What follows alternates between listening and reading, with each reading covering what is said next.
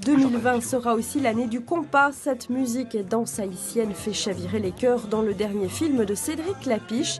Un festival lui sera consacré en mai prochain en région parisienne. Vous connaissez le compas? Non.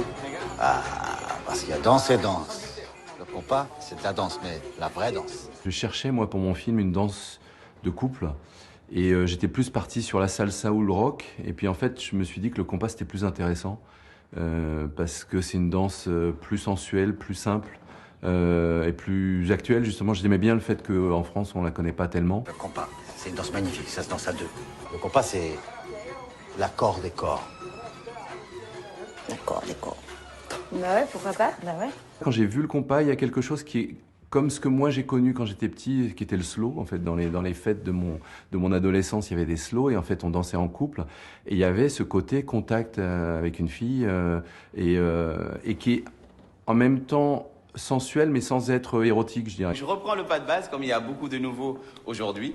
C'est Dadi et sa compagne Manuela, prof de danse à la ville, qui ont été retenus pour jouer ce rôle à l'écran. Pour Dadi, cette séquence constitue une visibilité inespérée pour le compas, la musique de son pays.